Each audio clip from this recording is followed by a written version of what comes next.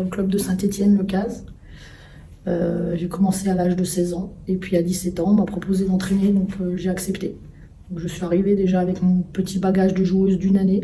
Je me suis retrouvée à entraîner une équipe cadette à l'époque, la majorité des joueuses avaient 1 an de plus que moi. Et puis après, comment je suis arrivée là, moi j'ai fait beaucoup de sport. Donc j'ai fait du tennis, j'ai fait du foot, j'ai fait du hand. J'ai toujours voulu courir aussi vite qu'un garçon, taper aussi fort qu'un garçon dans un ballon. Donc je pense que j'ai un peu un caractère fort. Ensuite, j'ai rencontré le président du comité de la Loire d'époque, qui était Jean Satre, et qui m'a dit écoute, si tu as ton brevet d'État, on t'embauche. C'est comme ça que j'ai commencé. J'ai été salariée du comité de la Loire pendant 9 années. Et puis après, il y a eu des licenciements économiques et la Ligue a repris mon contrat. Donc depuis 2015, je suis salariée de la Ligue Auvergne-Rhône-Alpes de volleyball.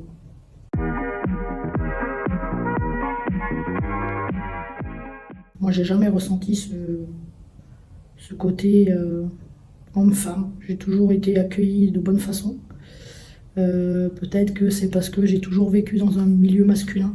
Moi, j'ai jamais ressenti ce côté où on est dévalorisé, où j'ai jamais eu à m'exprimer autrement que ce que je suis. Donc moi, j'ai jamais ressenti de discrimination homme-femme.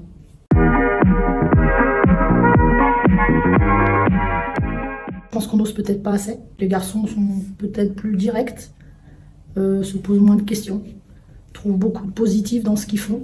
Nous, les filles, on est plutôt peut-être dans qu'est-ce que je pourrais toujours améliorer. Après, je pense que les vies de famille font que les femmes élèvent un peu plus les enfants. Comment une femme pourrait être un peu plus présente dans le milieu masculin? Je pense que si on a envie, on peut.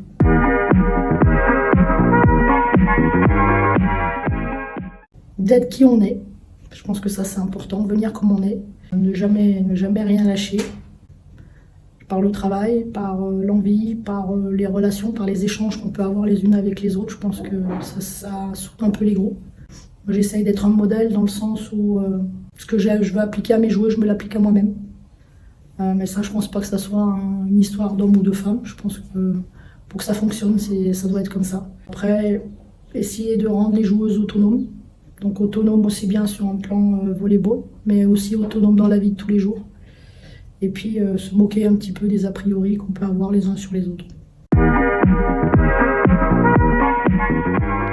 Je les ai toujours trouvés plutôt bienveillants dès le départ. Après, peut-être que nous femmes, on doit faire un peu plus nos preuves que les hommes. C'est-à-dire que quand on arrive dans une équipe masculine, on doit prouver qu'on sait. Alors que si c'est un homme qui arrive sur une équipe féminine, il a déjà sa crédibilité. Après, il faut qu'il la garde, parce que s'il la garde pas, c'est vraiment compliqué pour lui.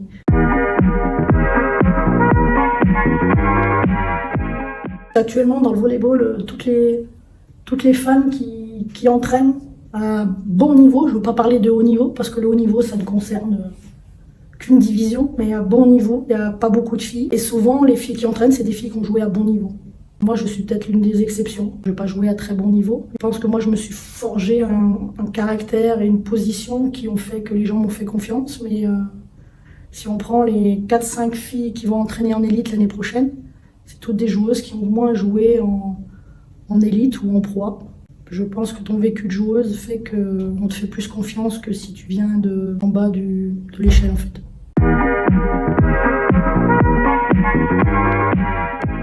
Soyez qui vous êtes.